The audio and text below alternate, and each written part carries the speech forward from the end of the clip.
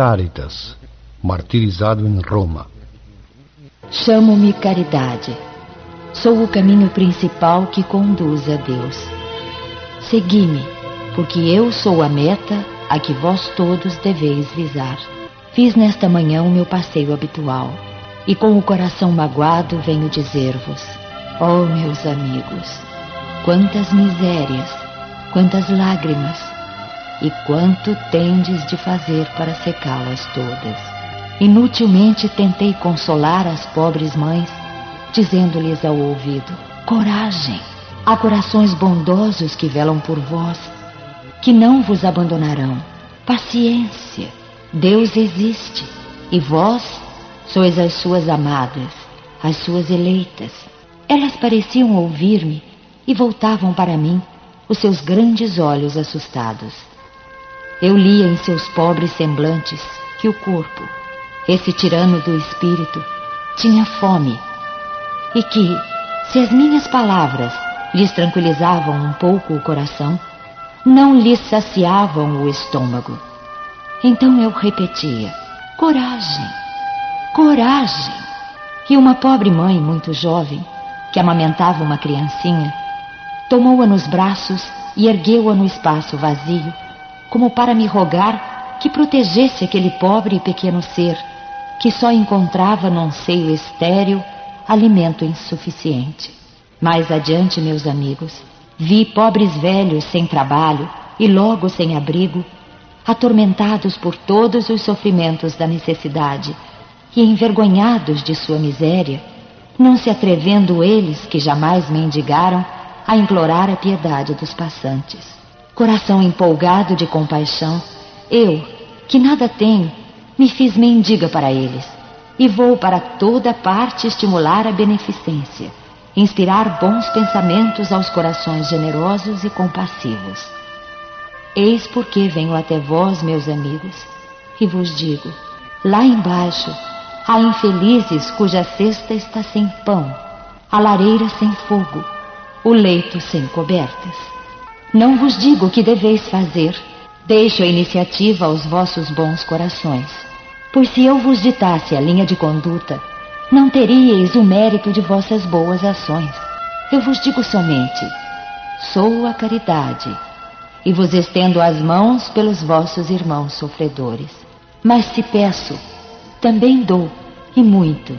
Eu vos convido para um grande festim, e ofereço a árvore em que vós todos podereis saciar-vos. Vede como é bela, como está carregada de flores e de frutos. Ide, ide, colhei, tomai todos os frutos dessa bela árvore que se chama beneficência. Em lugar dos ramos que lhe arrancardes, porei todas as boas ações que fizerdes, e levarei a árvore a Deus, para que ele a carregue de novo, porque a beneficência é inesgotável. Segui-me, pois, meus amigos, a fim de que eu vos possa contar entre os que se alistam sob a minha bandeira.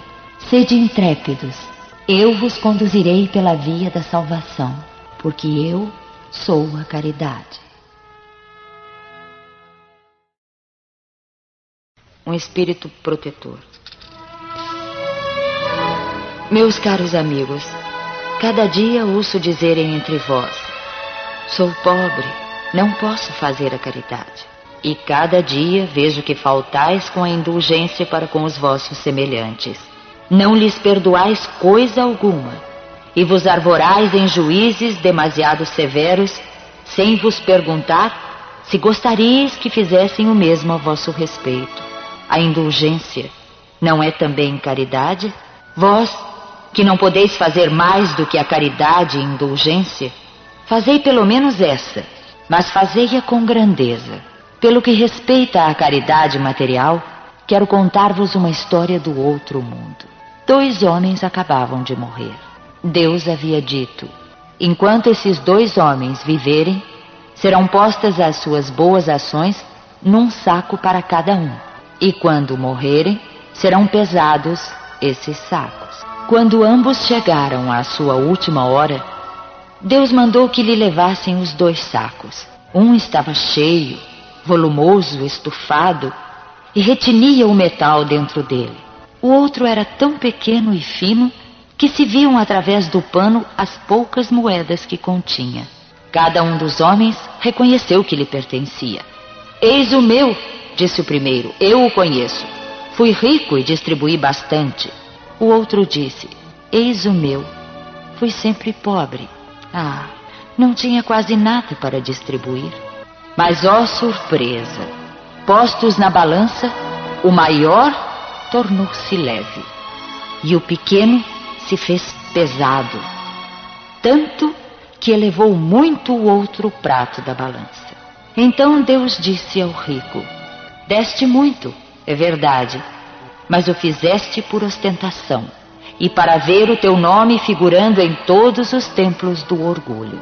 Além disso, ao dar, não te privaste de nada. Passa à esquerda e fica satisfeito por te ser contada a esmola como alguma coisa. Depois disse ao pobre, deste bem pouco, meu amigo, mas cada uma das moedas que estão na balança representou uma privação para ti. Se não distribuíste a esmola, fizeste a caridade, e o melhor é que a fizeste naturalmente, sem te preocupares de que a levassem à tua conta. Foste indulgente. Não julgaste o teu semelhante. Pelo contrário, encontraste desculpa para todas as suas ações. Passa à direita e vai receber a tua recompensa. Cáritas, Leão, 1861. Há muitas maneiras de fazer a caridade que tantos de vós confundem com a esmola. Não obstante, há grande diferença entre elas. A esmola, meus amigos, algumas vezes é útil, porque alivia os pobres, mas é quase sempre humilhante, tanto para o que a dá, quanto para o que a recebe. A caridade, pelo contrário, liga o benfeitor e o beneficiário, e além disso, se disfarça de tantas maneiras. A caridade pode ser praticada mesmo entre colegas e amigos, sendo indulgentes uns para com os outros, perdoando-se mutuamente suas fraquezas, cuidando de não ferir o amor próprio de ninguém. Para vós, espíritas, na vossa maneira de agir em relação aos que não pensam convosco, induzindo os menos esclarecidos a crer, sem os chocar, sem afrontar as suas convicções, mas levando-os amigavelmente às reuniões onde eles poderão ouvir-nos e onde saberemos encontrar a brecha que nos permitirá penetrar nos seus corações. Eis uma das formas da caridade. Escutai agora o que é a caridade para com os pobres, esses deserdados do mundo, mas recompensados por Deus quando sabem aceitar as suas misérias sem murmurações, o que depende de vós. Vou me fazer compreender por um exemplo. Vejo muitas vezes na semana uma reunião de damas de todas as idades. Para nós, como sabeis, são todas irmãs. Trabalham rápidas, bem rápidas. Os dedos são ágeis. Vede também como os rostos estão radiantes e como seus corações batem em uníssono. Mas qual o seu objetivo? É que elas veem aproximar-se o inverno, que será rude para as famílias pobres. As formigas não puderam acumular durante o verão os grãos necessários à provisão, e a maior parte de seus utensílios está empenhada. As pobres mães se inquietam e choram, pensando nos filhinhos que neste inverno sofrerão frio e fome. Mas tende paciência, pobres mulheres. Deus inspirou a outras mais afortunadas que vós.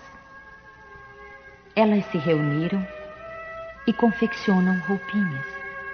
Depois, num destes dias, quando a neve tiver coberto a terra, e murmurardes dizendo, Deus não é justo, pois é esta a expressão comum dos vossos períodos de sofrimento, então vereis aparecer um dos enviados dessas boas trabalhadoras que se constituíram em operárias dos pobres.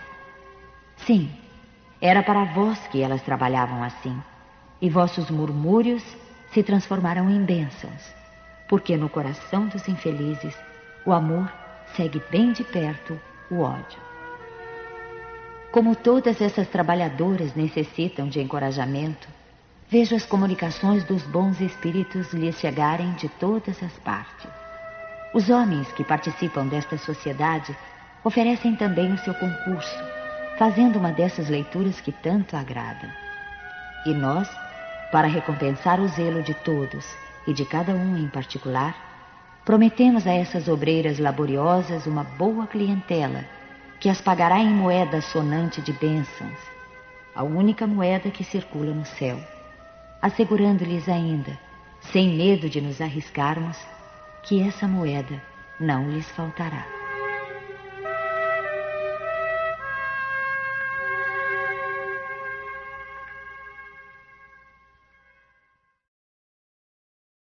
João, Bordeaux, 1861. A mulher rica, feliz, que não tem necessidade de empregar o seu tempo nos trabalhos da casa, não pode dedicar algumas horas ao serviço do próximo? Que com as sobras dos seus gastos felizes, compre agasalhos para o infeliz que tirita de frio. Com suas mãos delicadas, confeccione roupas grosseiras, mas quentes, e ajude a mãe pobre a vestir o filho que vai nascer. Se o seu filho com isso ficar com alguns rendados de menos, o daquela terá mais calor. Trabalhar para os pobres é trabalhar na vinha do Senhor. E tu, pobre operário, que não dispões de sobras, mas que desejas, no amor por teus irmãos, dar também um pouco do que possuis, oferece algumas horas do teu dia, do teu tempo, que é o teu único tesouro. Faze alguns desses trabalhos elegantes que tentam os felizes, vende o produto dos teus serões e poderás também proporcionar a teus irmãos a tua parte de alívio. Terás talvez algumas fitas a menos, mas darás sapatos aos que vivem descalços. E vós, mulheres devotadas a Deus, trabalhai também para as vossas obras piedosas, para que os vossos trabalhos delicados e custosos não sejam feitos apenas para ornar as vossas capelas ou para atrair atenção sobre a vossa habilidade e paciência. Trabalhai, minhas filhas, e que o resultado de vossas obras seja consagrado ao alívio de vossos irmãos em Deus. Os pobres são os seus filhos bem-amados. Trabalhar por eles é glorificá-lo. Sede os instrumentos da providência que diz: às aves do céu Deus dá o alimento. Que o ouro e a prata tecidos pelos vossos dedos se transformem em roupas e provisões para os necessitados. Fazei isso e o vosso trabalho será abençoado. E todos vós que podeis produzir, dai o vosso gênio, dai as vossas inspirações, dai o vosso coração, que Deus vos abençoará. Poetas, literatos, que sois lidos somente pela gente de sociedade, preenchei os seus lazeres, mas que o produto de algumas de vossas obras seja destinado ao alívio dos infelizes. Pintores, escultores, artistas de todos os gêneros, que a vossa inteligência venha também ajudar os vossos irmãos. Não tereis menos glória por isso, e eles terão alguns sofrimentos a menos. Todos vós podeis dar. A qualquer classe a que pertençais, tereis sempre alguma coisa que pode ser dividida.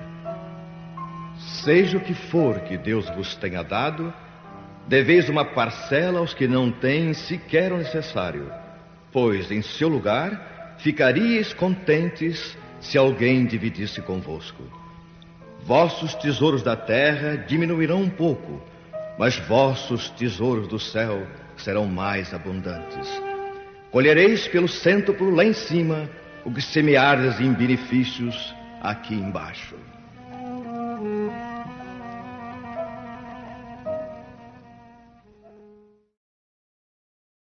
A Piedade, Michel, Bordeaux, 1862. A piedade é a virtude que mais nos aproxima dos anjos. É a irmã de caridade que vos conduz para Deus. Deixai vosso coração enternecer-se diante das misérias e dos sofrimentos de vossos semelhantes. Vossas lágrimas são um bálsamo que derramais nas suas feridas. E quando tocados por uma doce simpatia, conseguis restituir-lhes a esperança e a resignação que ventura experimentais. É verdade que essa aventura tem um certo amargor, porque surge ao lado da desgraça, mas se não apresenta o forte sabor dos gozos mundanos, também não traz as pungentes decepções do vazio deixado por eles. Pelo contrário, tem uma penetrante suavidade que encanta a alma. A piedade, quando profundamente sentida, é amor. O amor é devotamento. O devotamento é o ouvido de si mesmo. E esse ouvido, essa abnegação pelos infelizes, é a virtude por excelência, aquela mesma que o divino Messias praticou em toda a sua vida e ensinou na sua doutrina tão santa e sublime. Quando essa doutrina for devolvida à sua pureza primitiva, quando for admitida por todos os povos, ela tornará a terra feliz, fazendo reinar na sua face a concórdia, a paz e o amor. O sentimento mais apropriado a vos fazer progredir, domando o vosso egoísmo e vosso orgulho, aquele que dispõe vossa alma à humildade, à beneficência e ao amor ao próximo, é a piedade. Essa piedade que vos comove até as fibras mais íntimas diante do sofrimento de vossos irmãos, que vos leva a estender-lhes as mãos caridosas e vos arranca lágrimas de simpatia. Jamais sufoqueis, portanto, em vossos corações essa emoção celeste, nem façais como esses endurecidos egoístas que fogem dos aflitos, para que a visão de sua miséria não lhes perturbe por um instante a feliz existência. Temei ficar indiferentes quando puderes ser úteis. A tranquilidade conseguida ao preço de uma indiferença culposa é a tranquilidade do mar morto, que oculta na profundeza de suas águas a lama fétida e a corrupção. Quanto à piedade, está longe, entretanto, de produzir a perturbação e o aborrecimento de que se arreceia o egoísta. Não há dúvida de que a alma experimenta, ao contato da desgraça alheia, confrangendo-se um estremecimento natural e profundo que faz vibrar todo o vosso ser e vos afeta penosamente. Mas a compensação é grande quando conseguis devolver a coragem e a esperança de um irmão infeliz, que se comove ao aperto de uma mão amiga e cujo olhar, ao mesmo tempo umedecido de emoção e reconhecimento, se volta com doçura para vós, antes de se elevar ao céu, agradecendo por lhe haver enviado um consolador, um amparo. A piedade é a melancólica, mas celeste percursora da caridade, esta primeira entre as virtudes de que ela é a irmã, e cujos benefícios prepara e enobrece.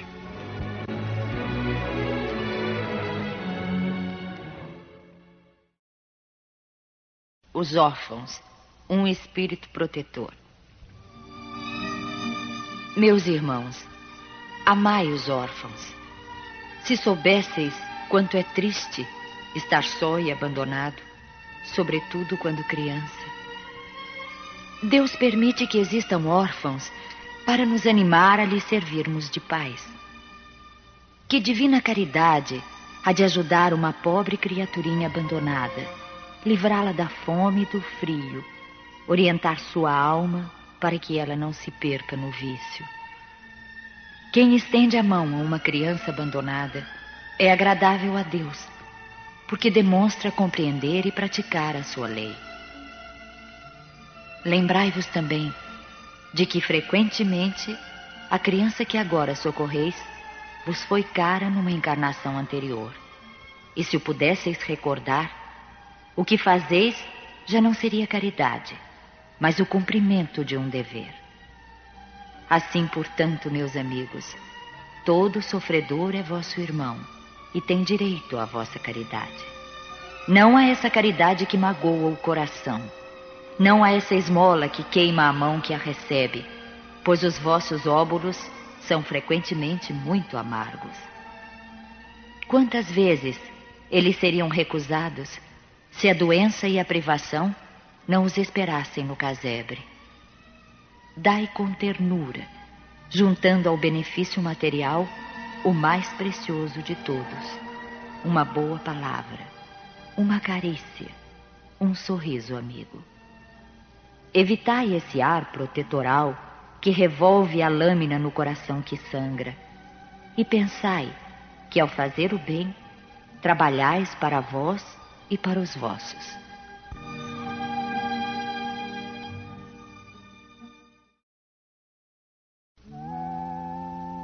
Que pensar das pessoas que, sofrendo ingratidão por benefícios prestados, não querem mais fazer o bem, com medo de encontrar ingratos? Essas pessoas têm mais egoísmo do que caridade, porque fazer o bem somente para receber provas de reconhecimento é deixar de lado o desinteresse, e o único bem agradável a Deus é o desinteressado. São ainda orgulhosas porque se comprazem na humildade do beneficiado, que deve rojar-se aos seus pés para agradecer-lhes. Aquele que busca na terra a recompensa do bem que faz, não a receberá no céu, mas Deus a reservará para o que assim não procede. É necessário ajudar sempre aos fracos, mesmo sabendo-se de antemão que os beneficiados não agradecerão. Sabei que, se aquele a quem ajudais esquecer o benefício, Deus o considerará mais do que se fosses recompensado pela sua gratidão. Deus permite que, às vezes, sejais pagos com a ingratidão, para provar a vossa perseverança em fazer o bem.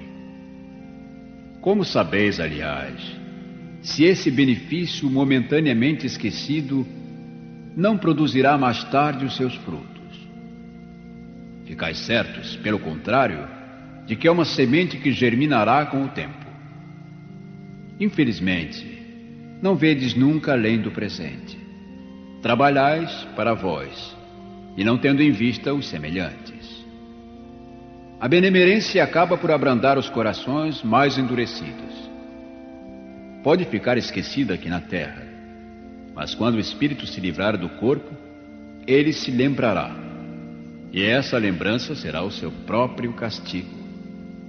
Então, ele lamentará sua ingratidão, desejará reparar a sua falta, pagar a sua dívida noutra existência, aceitando mesmo, frequentemente, uma vida de devotamento ao seu benfeitor. É assim que, sem o suspeitardes, tereis contribuído para o seu progresso moral, e reconhecereis então toda a verdade desta máxima: um benefício jamais se perde. Mas tereis também trabalhado para vós, pois tereis o mérito de haver feito o bem com desinteresse, sem vos deixar abater pelas decepções. Ah, meus amigos, se conhecesseis todos os laços que na vida presente vos ligam às existências anteriores, se pudesseis abarcar a multiplicidade das relações que aproximam os seres uns dos outros para o seu mútuo progresso, admirarias muito melhor a sabedoria e a bondade do Criador, que vos permite reviver para chegardes a Ele.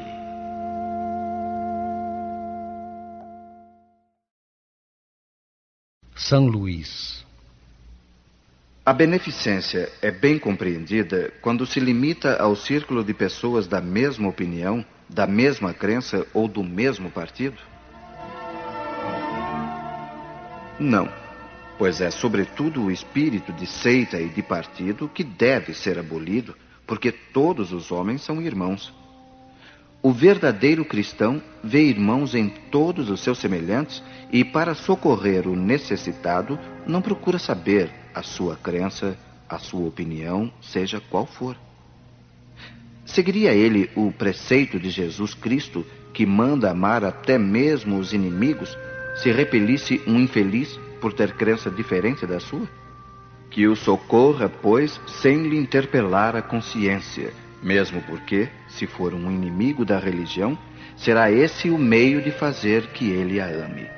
Repelindo-o, só faria que a odiasse. Honra a teu pai e a tua mãe. Sabes os mandamentos. Não mates. Não furtes. Não digas falso testemunho. Não cometas fraudes. Honra a teu pai e a tua mãe. Honrarás a teu pai e a tua mãe, para teres uma dilatada vida sobre a terra que o Senhor teu Deus te há de dar. O mandamento honra a teu pai e a tua mãe é uma consequência da lei geral da caridade e do amor ao próximo, porque não se pode amar ao próximo sem amar aos pais. Mas o imperativo honra implica um dever a mais para com eles, o da piedade filial. Deus quis demonstrar assim que ao amor é necessário juntar o respeito, a estima, a obediência e a condescendência, o que implica a obrigação de cumprir para com eles, de maneira ainda mais rigorosa, tudo o que a caridade determina em relação ao próximo. Esse dever se estende naturalmente às pessoas que se encontram no lugar dos pais, e cujo mérito é tanto maior quanto o devotamento é para elas menos obrigatório. Deus pune sempre de maneira rigorosa toda violação desse mandamento. Honrar ao pai e à mãe não é somente respeitá-los, mas também assisti-los nas suas necessidades, proporcionar-lhes o repouso na velhice, cercá-los de solicitude como eles fizeram por nós na infância. É, sobretudo, para com os pais sem recursos que se demonstra a verdadeira piedade filial.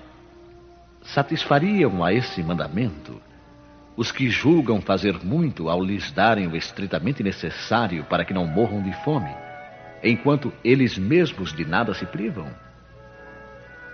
Relegando-os aos piores cômodos da casa, apenas para não deixá-los na rua, e reservando para si mesmos os melhores aposentos, os mais confortáveis?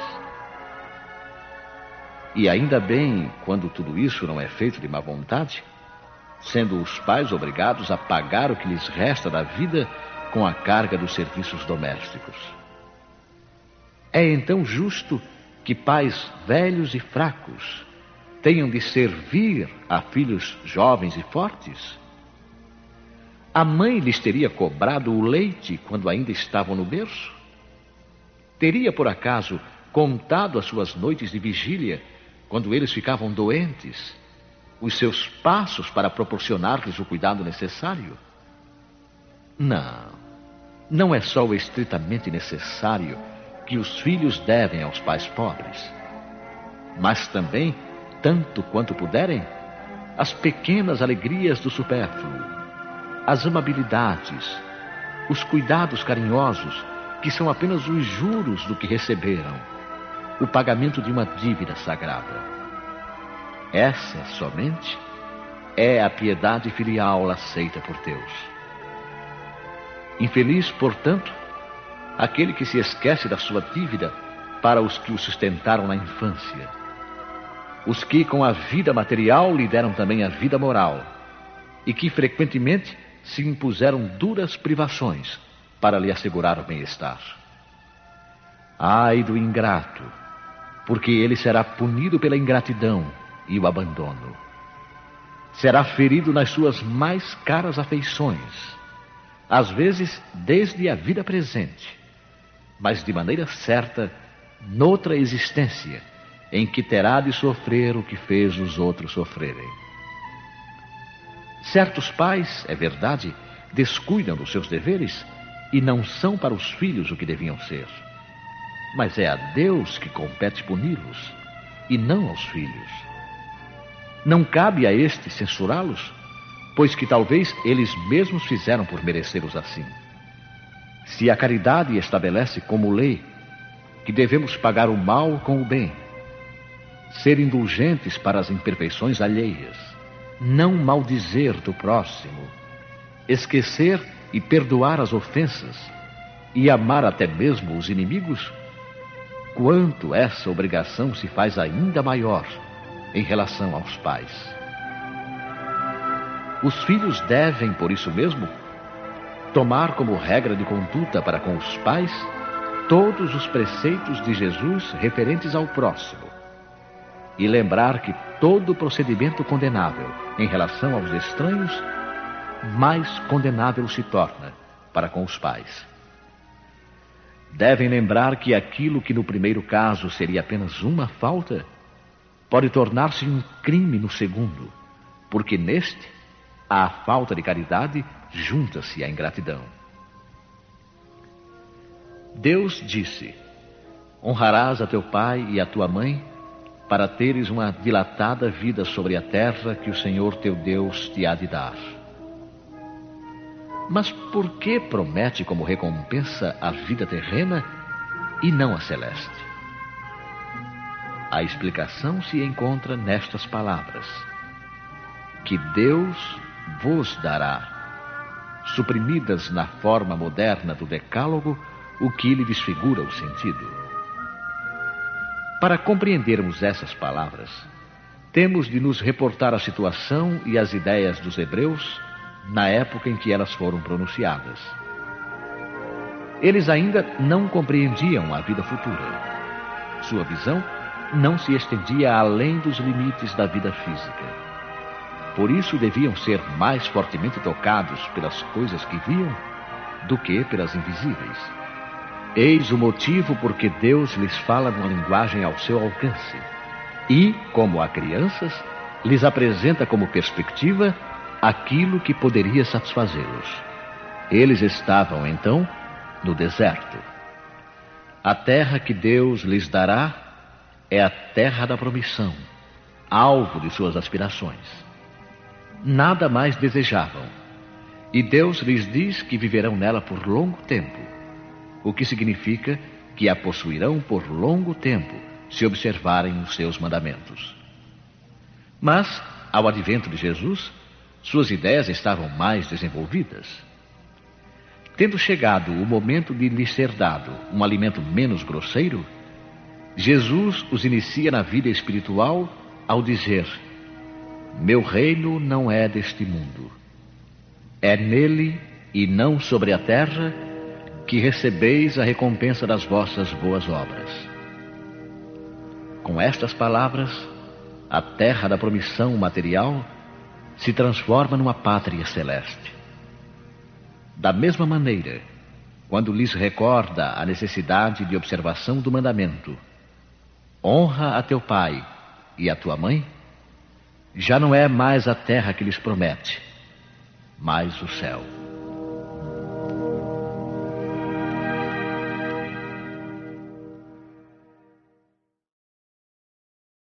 Quem é minha mãe e quem são meus irmãos?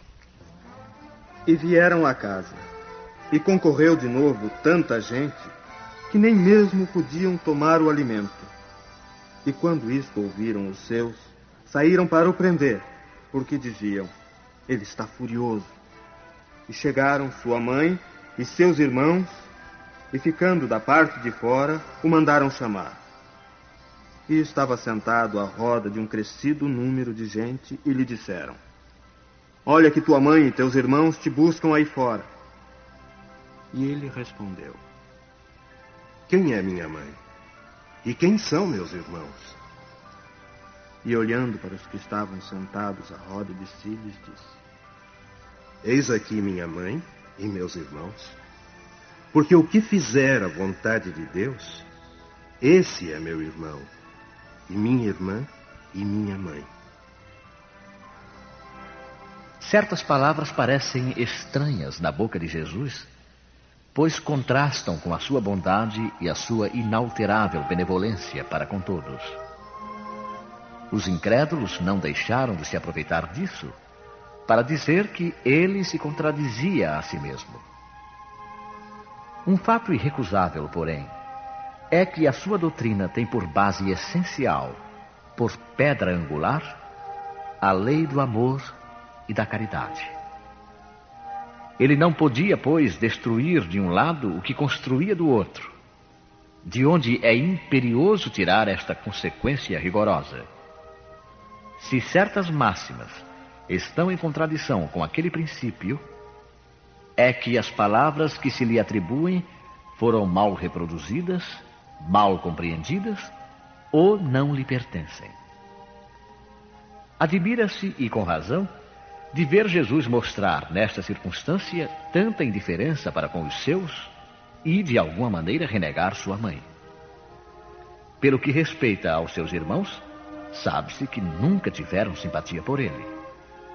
Espíritos pouco adiantados não haviam compreendido a sua missão. Era bizarra para eles a conduta de Jesus, e seus ensinamentos não os haviam tocado, pois nenhum deles se fez seu discípulo. Parece mesmo que eles participavam, até certo ponto, das prevenções dos seus inimigos. De resto, é certo que o recebiam mais como um estranho do que como um irmão, quando se apresentava em família. E São João diz positivamente que não acreditavam nele. Quanto à sua mãe, ninguém contestaria sua ternura para com o filho.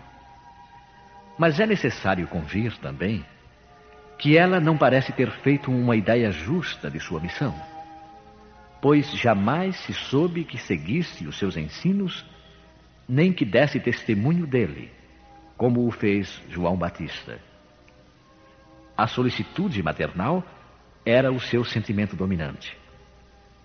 No tocante a Jesus, supor que houvesse renegado sua mãe seria desconhecer-lhe o caráter, pois semelhante pensamento não poderia animar aquele que disse: honra a teu pai e a tua mãe. É, pois, necessário procurar outro sentido para suas palavras, quase sempre veladas pela forma alegórica. Jesus não perdia nenhuma ocasião de ensinar. Serviu-se, portanto, da que lhe oferecia a chegada de sua família para estabelecer a diferença entre o parentesco corporal e o parentesco espiritual.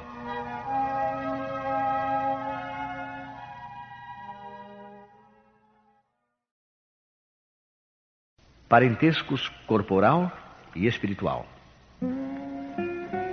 Os laços de sangue não estabelecem necessariamente os laços espirituais. O corpo procede do corpo, mas o espírito não procede do espírito, porque este existia antes da formação do corpo. O pai não gera o espírito do filho, fornece-lhe apenas o envoltório corporal, mas deve ajudar seu desenvolvimento intelectual e moral para o fazer progredir. Os espíritos que se encarnam numa mesma família, sobretudo como parentes próximos, são o mais frequentemente espíritos simpáticos, ligados por relações anteriores, que se traduzem pela afeição durante a vida terrena. Mas pode ainda acontecer que esses espíritos sejam completamente estranhos uns para os outros, separados por antipatias igualmente anteriores, que se traduzem também por seu antagonismo na terra, a fim de lhe servir de prova. Os verdadeiros laços de família não são, portanto, os da consanguinidade, mas os da simpatia e da comunhão de pensamentos, que unem os espíritos antes, durante e após a encarnação. Donde se segue que dois seres nascidos de pais diferentes podem ser mais irmãos pelo espírito do que se o fossem pelo sangue. Podem, pois, atrair-se, procurar-se, tornar-se amigos, enquanto dois irmãos consanguíneos podem repelir-se, como vemos todos os dias. Problema moral que só o Espiritismo poderia resolver pela pluralidade das existências. Há, portanto, duas espécies de famílias: as famílias por laços espirituais e as famílias por laços corporais. As primeiras, duradouras, fortificam-se pela purificação e se perpetuam no mundo dos espíritos através das diversas migrações da alma. As segundas, frágeis como a própria matéria, extinguem-se com o tempo e quase sempre se dissolvem moralmente desde a vida atual. Foi o que Jesus quis fazer compreender, dizendo aos discípulos: eis minha mãe e meus irmãos. Ou seja, a minha família pelos laços espirituais, pois quem quer que faça a vontade de meu Pai que está nos céus, é meu irmão, minha irmã e minha mãe. A hostilidade de seus irmãos está claramente expressa no relato de São Marcos, desde que, segundo este, eles se propunham a apoderar-se dele sob o pretexto de que perderam o juízo. Avisado de que haviam chegado e conhecendo o sentimento deles a seu respeito, era natural que dissesse, referindo-se aos discípulos em sentido espiritual: eis os meus verdadeiros irmãos. Sua mãe os acompanhava, e Jesus generalizou o ensino, o que absolutamente não implica que ele pretendesse que sua mãe, segundo o sangue, nada lhe fosse, segundo o espírito, só merecendo a sua indiferença. Sua conduta, em outras circunstâncias, provou suficientemente o contrário.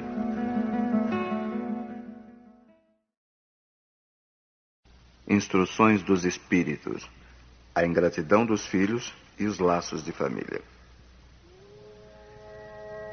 A ingratidão é um dos frutos mais imediatos do egoísmo e revolta sempre aos corações virtuosos.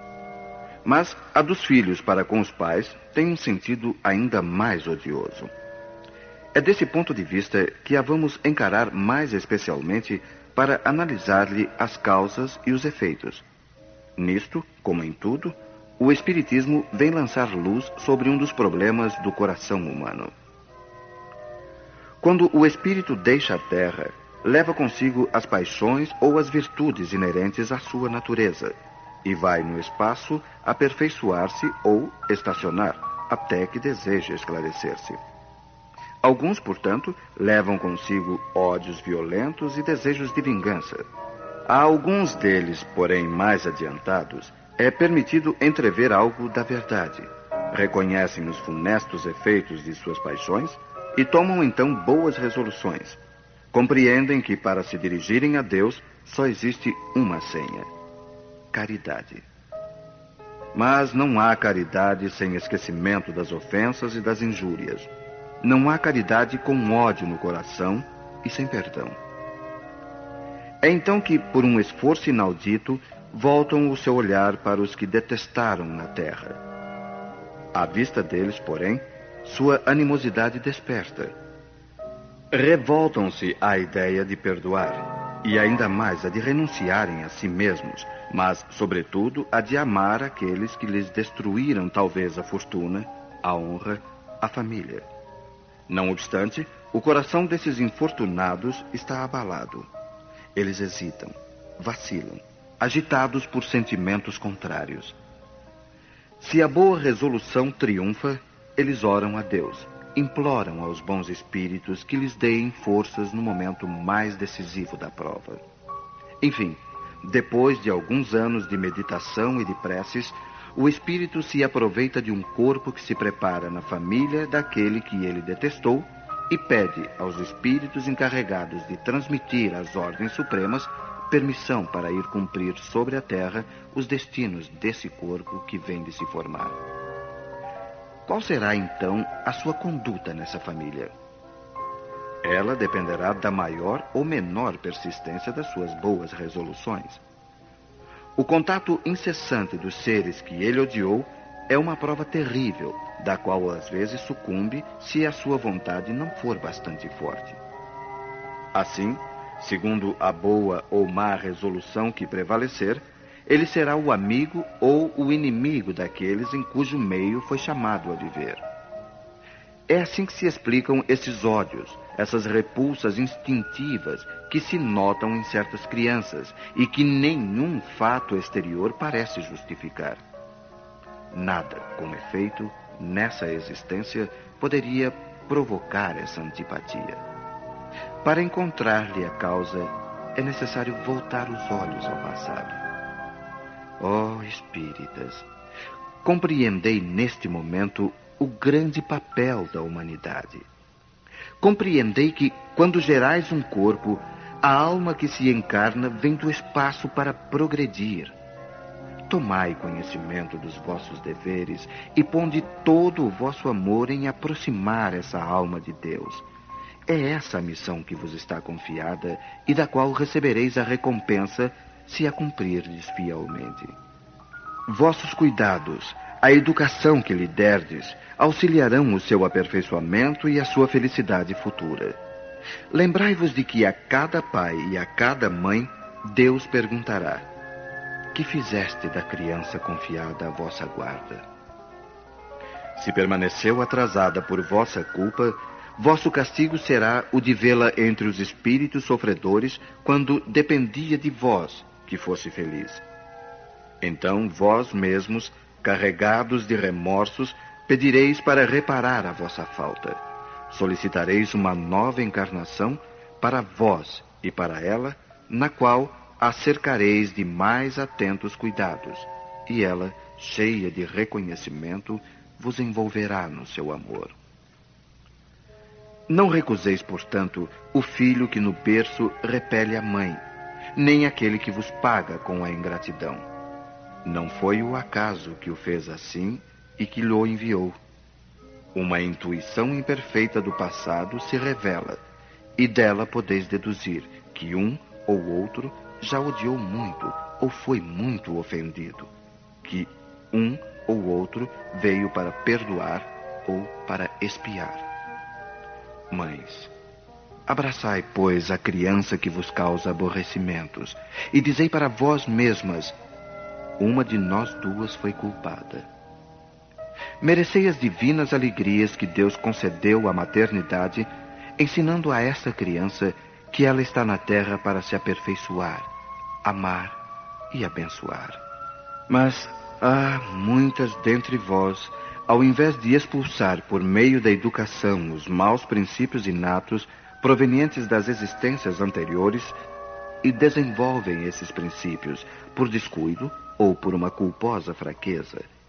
E mais tarde, o vosso coração, ulcerado pela ingratidão dos filhos, será para vós, desde esta vida, o começo da vossa expiação. A tarefa não é tão difícil como podereis pensar. Não exige o saber do mundo. O ignorante e o sábio podem cumpri-la, e o Espiritismo vem facilitá-la ao revelar a causa das imperfeições do coração humano. Desde o berço, a criança manifesta os instintos bons ou maus que traz de sua existência anterior. É necessário aplicar-se em estudá-los. Todos os males têm sua origem no egoísmo e no orgulho. Espreitai, pois, os menores sinais que revelam os germens desses vícios, e cai-vos a combatê-los, sem esperar que eles lancem raízes profundas. Fazei como o bom jardineiro que arranca os brotos daninhos à medida que os vê aparecerem na árvore. Se deixardes que o egoísmo e o orgulho se desenvolvam, não vos espanteis de ser pagos, mais tarde, pela ingratidão. Quando os pais tudo fizeram para o adiantamento moral dos filhos, se não conseguiram êxito, não têm do que lamentar e sua consciência pode estar tranquila. Quanto à amargura muito natural que experimentam pelo insucesso dos seus esforços, Deus reserva-lhes uma grande, imensa consolação pela certeza de que é apenas um atraso momentâneo e que lhe será dado acabar em outra existência a obra então começada, e que um dia o filho ingrato os recompensará com o seu amor. Deus não faz as provas superiores às forças daquele que as pede. Só permite as que podem ser cumpridas. Se isto não se verifica, não é por falta de possibilidades, mas de vontade. Pois quantos existem que, em lugar de resistir aos maus arrastamentos, neles se comprazem. É para eles que estão reservados o choro e o ranger de dentes em suas existências posteriores. Admirai, entretanto, a bondade de Deus que nunca fecha a porta ao arrependimento. Chega um dia em que o culpado está cansado de sofrer. O seu orgulho foi por fim dominado. E é então que Deus abre os braços paternais para o filho pródigo que se lança a seus pés. As grandes provas, escutai bem, são quase sempre o indício de um fim de sofrimento e de um aperfeiçoamento do espírito, desde que sejam aceitas por amor a Deus. É um momento supremo, e é nele, sobretudo, que importa não falir pela murmuração, se não se quiser perder o fruto da prova e ter de recomeçar. Ao invés de vos queixardes, agradecei a Deus, que vos oferece a ocasião de vencer, para vos dar o prêmio da vitória. Então, quando saído do turbilhão do mundo terreno, entrardes no mundo dos espíritos, sereis ali aclamado como o soldado que saiu vitorioso do centro da refrega. De todas as provas, as mais penosas são as que afetam o coração. Aquele que suporta com coragem a miséria das privações materiais sucumbe ao peso das amarguras domésticas, esmagado pela ingratidão dos seus. Oh, é essa uma pungente angústia. Mas o que pode, nessas circunstâncias, reerguer a coragem moral, senão o conhecimento das causas do mal, com a certeza de que, se há longas dilacerações, não há desesperos eternos, porque Deus não pode querer que a sua criatura sofra para sempre.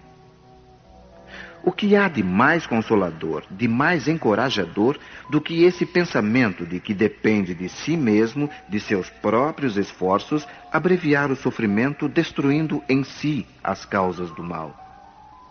Mas, para isso, é necessário não reter o olhar na terra e não ver apenas uma existência.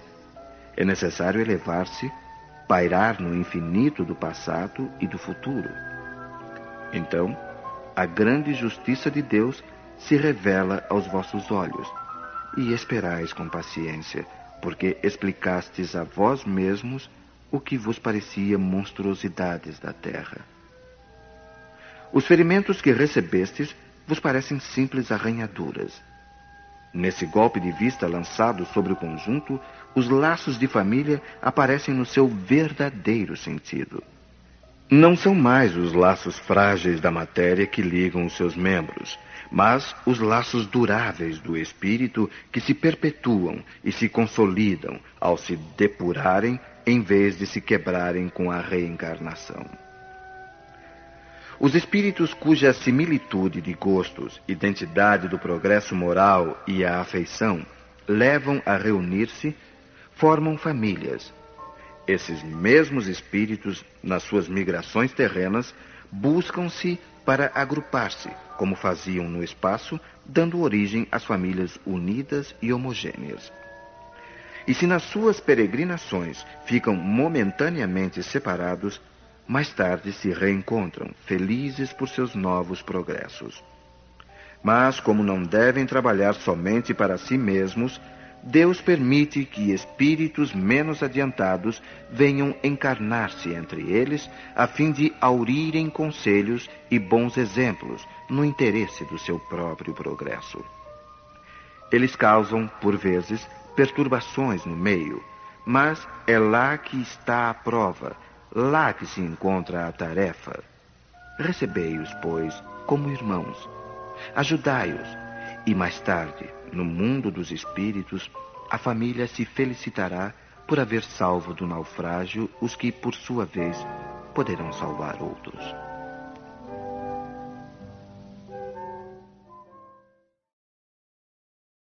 Capítulo 15. Fora da caridade não há salvação. O necessário para salvar-se, o bom samaritano. Mas quando vier o Filho do Homem na sua majestade, e todos os anjos com ele, então se assentará sobre o trono de sua majestade. E serão todas as gentes congregadas diante dele, e separará uns dos outros, como o pastor que aparta dos cabritos as ovelhas. E assim porá as ovelhas à direita e os cabritos à esquerda. Então dirá o rei aos que hão de estar à sua direita: Vinde, benditos de meu Pai, possuí o reino que vos está preparado desde o princípio do mundo. Porque tive fome, e destes-me de comer. Tive sede, e destes-me de beber. Era hóspede, e recolhestes-me. Estava nu, e cobristes-me. Estava enfermo, e visitastes-me. Estava no cárcere, e viestes ver-me. Então lhe responderão os justos, dizendo: Senhor, quando é que nós te vimos faminto e te demos de comer, ou sequioso e te demos de beber? E quando te vimos hóspede e te recolhemos, ou nu e te vestimos? Ou quando te vimos enfermo ou no cárcere e te fomos ver? E respondendo, o rei lhes dirá: Na verdade vos digo que quantas vezes vós fizestes isto a um destes meus pequeninos irmãos, a mim é que o fizestes. Então dirá também aos que hão de estar à esquerda: Apartai-vos de mim, malditos, para o fogo eterno que está aparelhado para o diabo e para os seus anjos. Porque tive fome e não me destes de comer. Tive sede e não me destes de beber. Era hóspede e não me recolhestes. Estava nu e não me cobristes. Estava enfermo e no cárcere e não me visitastes. Então, eles também lhe responderão, dizendo: Senhor, quando é que nós te vimos faminto, ou sequioso, ou hóspede, ou nu, ou enfermo, ou no cárcere, e deixamos de te assistir? Então, lhes responderá, dizendo: Na verdade vos digo que quantas vezes o deixastes de fazer a um destes mais pequeninos, a mim o deixaste de fazer. E irão estes para o suplício eterno, e os justos para a vida eterna. E eis que se levantou um doutor da lei e lhe disse para o tentar: Mestre, que hei de eu fazer para entrar na posse da vida eterna? Que é o que está escrito na lei? Como lês tu? Ele, respondendo, disse: Amarás o Senhor teu Deus de todo o teu coração, de toda a tua alma, e de todas as tuas forças, e de todo o teu entendimento, e ao teu próximo como a ti mesmo. Respondeste bem. Fazei isso e viverás. Mas ele, querendo justificar-se a si mesmo, disse a Jesus: E quem é o meu próximo? E Jesus, prosseguindo no mesmo discurso: Um homem baixava de Jerusalém a Jericó e caiu nas mãos dos ladrões, que logo o despojaram do que levava. E depois de o terem maltratado com muitas feridas, se retiraram, deixando-o meio morto. Aconteceu, pois, que passava pelo mesmo caminho um sacerdote, e quando o viu, passou de largo. E assim mesmo um levita, chegando perto daquele lugar e vendo-o, passou também de largo. Mas um samaritano, que ia a seu caminho, chegou perto dele, e quando o viu, se moveu à compaixão. E chegando-se, lhe atou as feridas, lançando nelas azeite e vinho, e pondo-o sobre a sua cavalgadura, o levou a uma estalagem, e teve cuidado dele. E ao outro dia, tirou 2 denários e deu-os ao estalajadeiro e lhe disse: Tem-me cuidado dele, e quando gastares demais, eu te satisfarei quando voltar. Qual destes 3 te parece que foi o próximo daquele que caiu nas mãos dos ladrões? Respondeu logo o doutor: Aquele que usou com o tal de misericórdia. Pois vai, e faze tu o mesmo.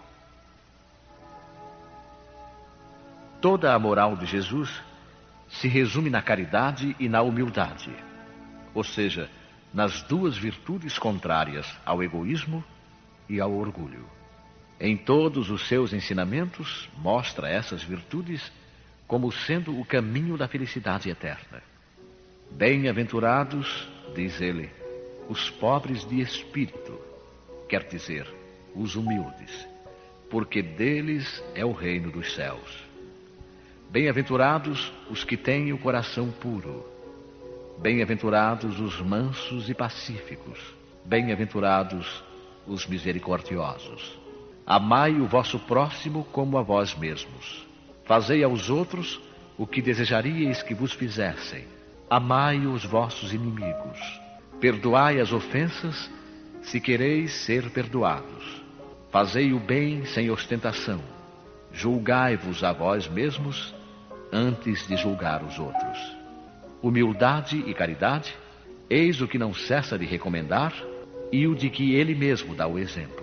Orgulho e egoísmo, eis o que não cessa de combater. Mas ele fez mais do que recomendar a caridade, pondo-a claramente em termos explícitos como a condição absoluta da felicidade futura.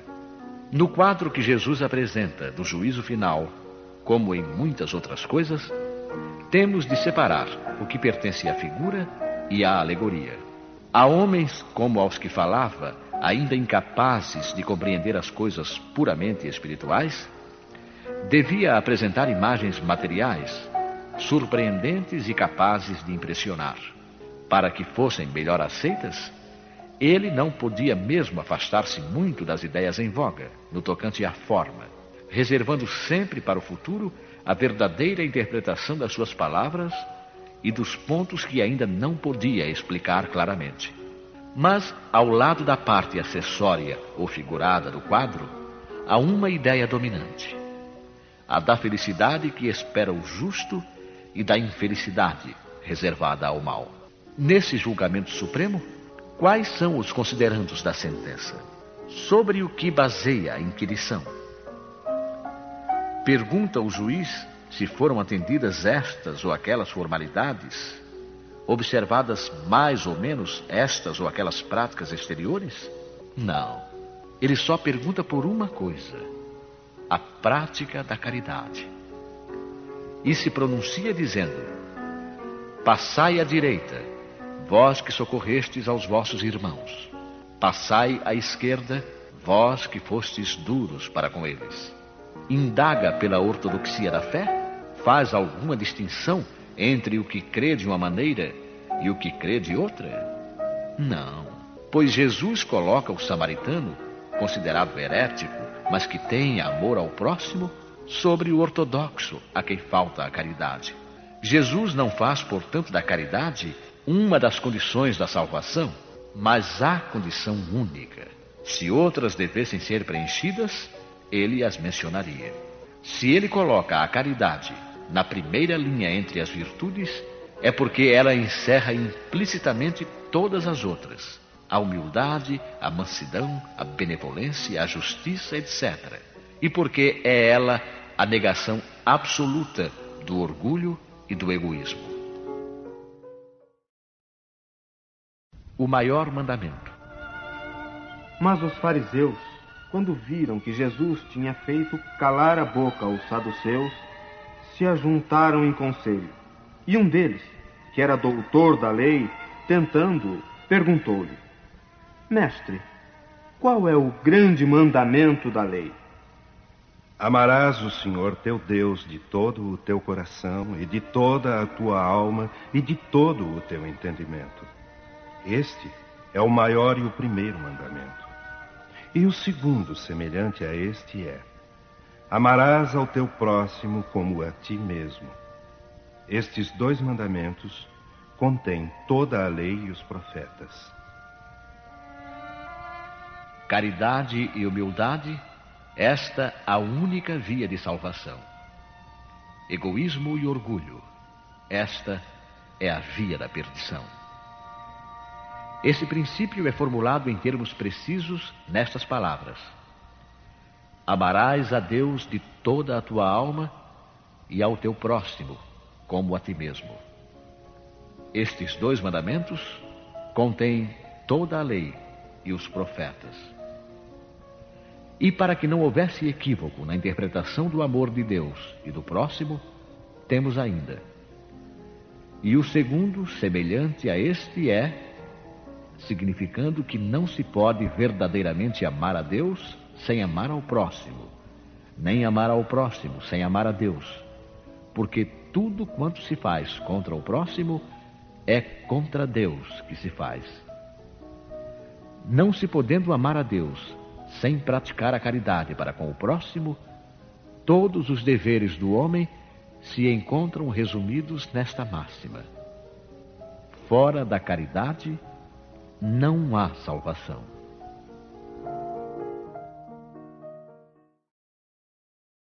A caridade segundo São Paulo.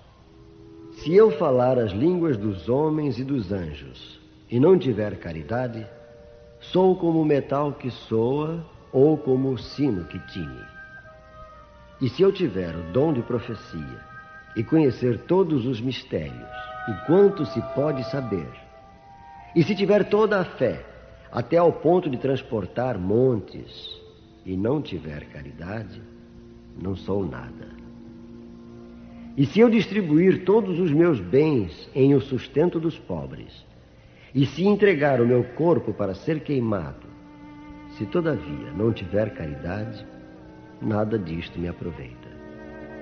A caridade é paciente, é benigna. A caridade não é invejosa. Não obra temerária nem precipitadamente. Não se ensoberbece, não é ambiciosa. Não busca os seus próprios interesses, não se irrita, não suspeita mal, não folga com a injustiça, mas folga com a verdade. Tudo tolera, tudo crê, tudo espera, tudo sofre. A caridade nunca jamais há de acabar, ou deixem de ter lugar as profecias, ou cessem as línguas, ou seja abolida a ciência. Agora, pois, permanecem a fé, a esperança e a caridade, estas 3 virtudes. Porém, a maior delas é a caridade.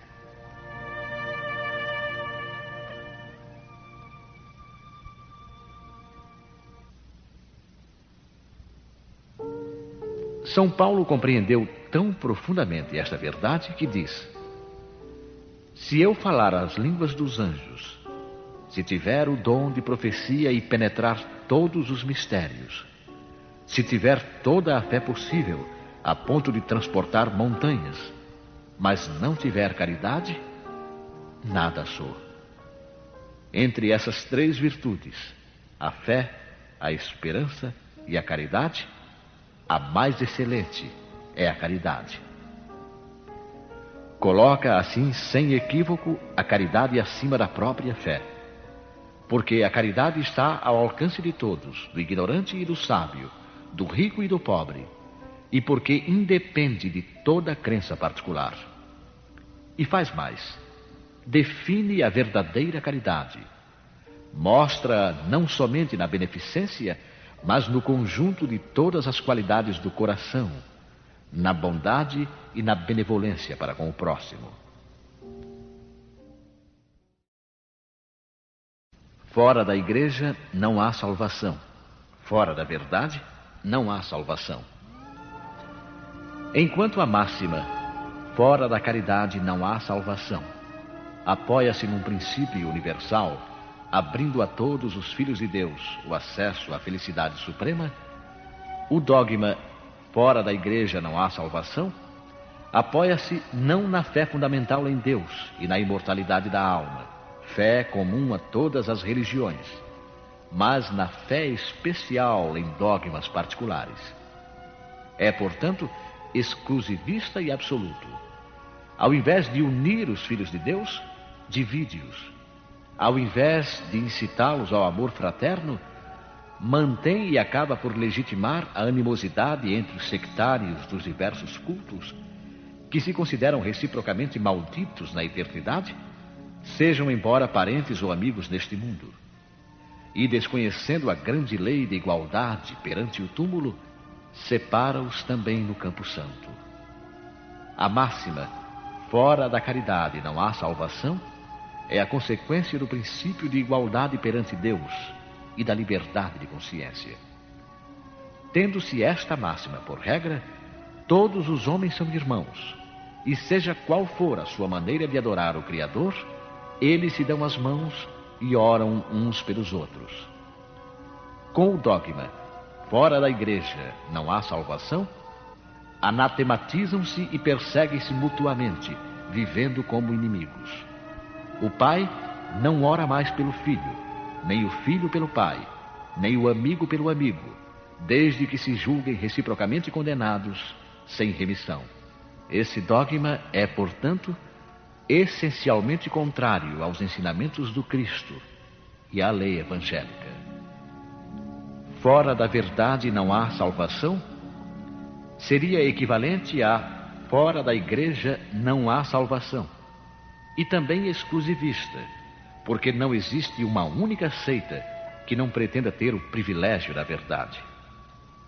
Qual o homem que pode jactar-se de possuí-la integralmente, quando a área do conhecimento aumenta sem cessar e, cada dia que passa, as ideias são retificadas? A verdade absoluta só é acessível aos espíritos da mais elevada categoria, e a humanidade terrena não pode pretendê-la, pois não lhe é dado saber tudo, e ela só pode aspirar a uma verdade relativa, proporcional ao seu adiantamento. Se Deus houvesse feito da posse da verdade absoluta a condição expressa da felicidade futura, isso equivaleria a um decreto de proscrição geral, enquanto a caridade, mesmo na sua mais ampla acepção, pode ser praticada por todos. O Espiritismo, de acordo com o Evangelho, admitindo que a salvação independe da forma de crença, contanto que a lei de Deus seja observada, não estabelece fora do Espiritismo não há salvação. E como não pretende ensinar ainda toda a verdade, também não diz fora da verdade não há salvação, máxima que dividiria ao invés de unir, e que perpetuaria a animosidade. Fora da caridade não há salvação. Meus filhos, na máxima, fora da caridade não há salvação, estão contidos os destinos do homem sobre a terra e no céu. Sobre a terra, porque à sombra desse estandarte, eles viverão em paz. E no céu, porque aqueles que a tiverem praticado encontrarão graça diante do Senhor. Esta divisa é a flama celeste, a coluna luminosa que guia os homens pelo deserto da vida para conduzi-los à terra da promissão. Ela brilha como auréola santa na fronte dos eleitos. E na terra está gravada no coração daqueles a quem Jesus dirá: passai à direita, benditos de meu Pai. Podeis reconhecê-los pelo perfume de caridade que espargem ao seu redor. Nada exprime melhor o pensamento de Jesus, nada melhor resume os deveres do homem do que esta máxima de ordem divina. O Espiritismo não podia provar melhor a sua origem do que oferecendo-a por regra, porque ela é o reflexo do mais puro cristianismo. Com essa orientação, o homem jamais se transviará. Aplicai-vos, portanto, meus amigos, a compreender-lhe o sentido profundo e as consequências de sua aplicação, e a procurar por vós mesmos todas as maneiras de aplicá-la. Submetei todas as vossas ações ao controle da caridade, e a vossa consciência vos responderá. Não somente ela evitará que façais o mal, mas ainda vos levará a fazer o bem. Porque não basta uma virtude negativa, é necessária uma virtude ativa. Para fazer o bem, é sempre necessária a ação da vontade. Mas para não fazer o mal, bastam frequentemente a inércia e a negligência. Meus amigos, agradecei a Deus que vos permitiu gozar a luz do Espiritismo. não porque somente os que a possuem possam salvar-se, mas porque, ajudando-vos a melhor compreender os ensinamentos do Cristo, ela vos torna melhores cristãos.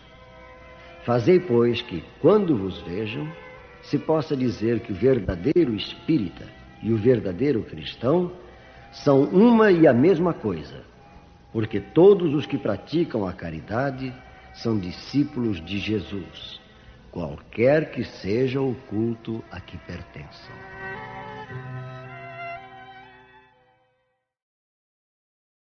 Salvação dos ricos.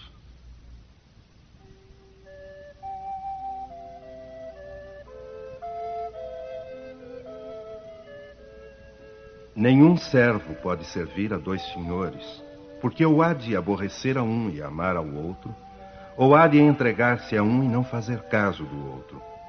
Vós não podeis servir a Deus e às riquezas. E eis que, chegando-se a ele, um lhe disse: Bom mestre, que obras boas devo eu fazer para alcançar a vida eterna?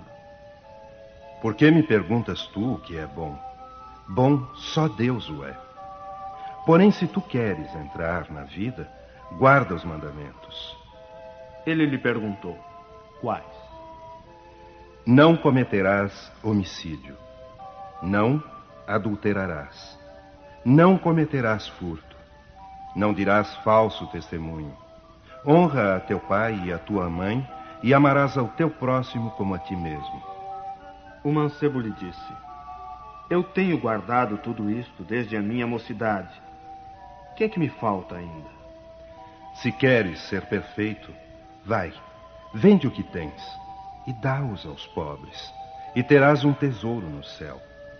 Depois vem e segue-me. O mancebo, porém, como ouviu estas palavras, retirou-se triste, porque tinha muitos bens. E Jesus disse aos seus discípulos: Em verdade vos digo que um rico dificultosamente entrará no reino dos céus. Ainda vos digo mais, que mais fácil é passar um camelo pelo fundo de uma agulha do que entrar um rico no reino dos céus.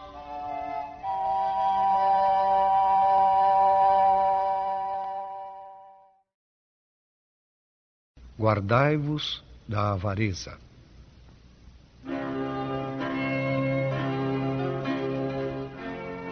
Então lhe disse um homem da plebe: Mestre, dize a meu irmão que reparta comigo da herança.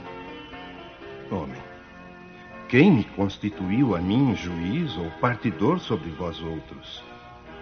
Guardai-vos e acautelai-vos de toda a avareza, porque a vida de cada um não consiste na abundância das coisas que possui. O campo de um homem rico tinha dado abundantes frutos. Ele revolvia dentro de si estes pensamentos, dizendo: Que farei? Que farei que não tenho onde recolher os meus frutos? E disse: Farei isto. Derribarei os meus celeiros e os farei maiores. E neles recolherei todas as minhas novidades e os meus bens. E direi à minha alma: Alma minha, tu tens muitos bens em depósito para largos anos. Descansa, come, bebe, regala-te. Mas Deus disse a este homem: Nécio, esta noite te virão demandar a tua alma e as coisas que tu ajuntaste. Para quem serão? Assim é o que entesoura para si, e não é rico para Deus.